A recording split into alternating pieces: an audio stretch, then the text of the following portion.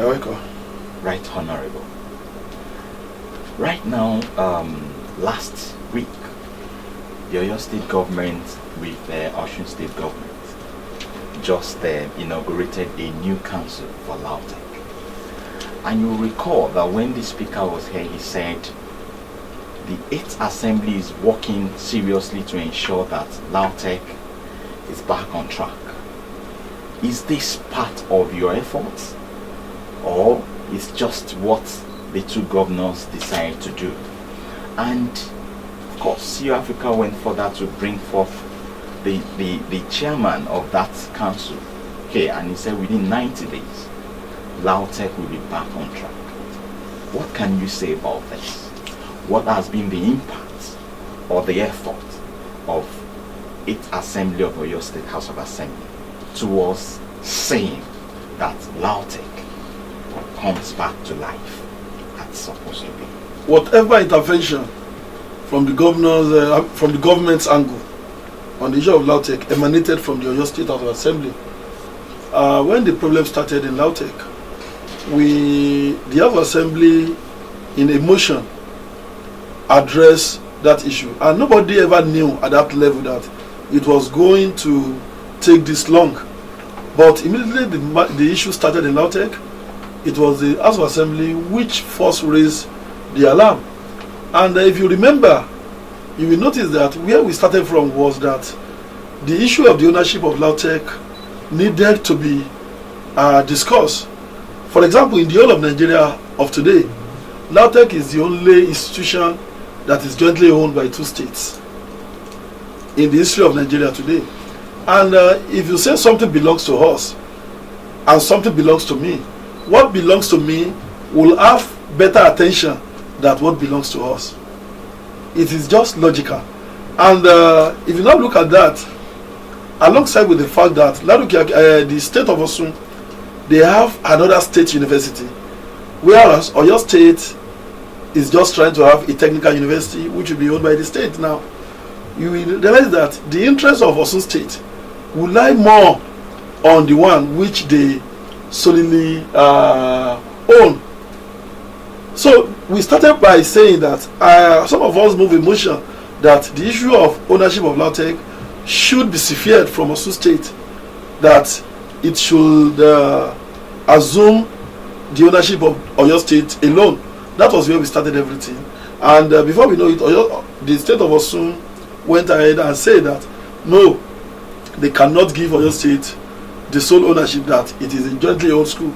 We know that it's a jointly owned school, but what we are saying is that we can come to the table and discuss how we want to sever the issue of the ownership, so that this university will belong only to Oyo State, and so that Oyo State alone will be held responsible for whatever happens in their school. That was where we started it from. And when we started, there are so many arguments for and against our motion, but the end result of the truth of the matter is that the problem of LAUTECH became aggravated because of the fact that Oyo State is performing ahead of Osun State. And there are criteria for the payment of the staff salary.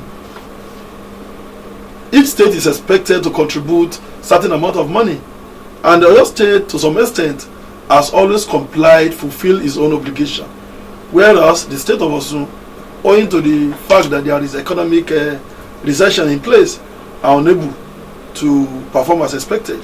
But the House of Assembly at a point still said that no, the life of the students of this school is wasting away, and that was why we categorized the solutions into three.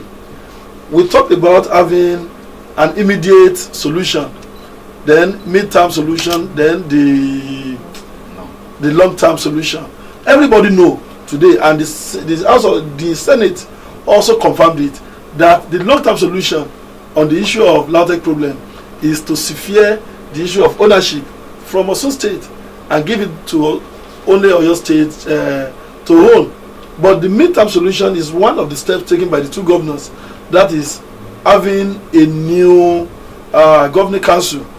And the new governing council has come out with their program, and they have assured us all that within 90 days the school would be reopened.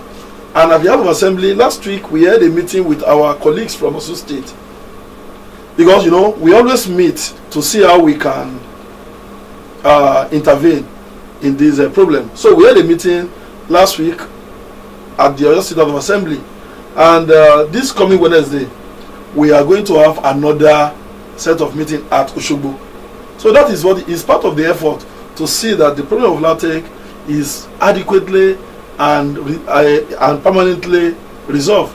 But I want to tell you that we are exploring a short-term approach into resolving the issue now. But very soon, the long-term approach will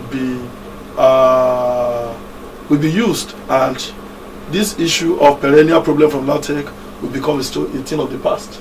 Can you give us an insight on what are you people discussing? What you discussed last at the meeting you had with the State of Osun House of Assembly, and what will you also discuss possibly the next meeting? What we discuss, as a matter of fact, there are some things that cannot be revealed just like that, but the most important focus of our discussion is how the student of LAUTECH would resume within the stipulated 90 days, even by the chairman of the governing council.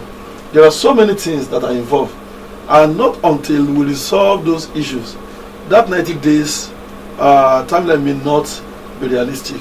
But I want to assure you, as the Deputy Speaker of Oyo State, and as somebody who is well versed in the issue of LAUTECH, that all that we are presently discussing are those things that can bring about a short-term solution into the problem of LAUTECH.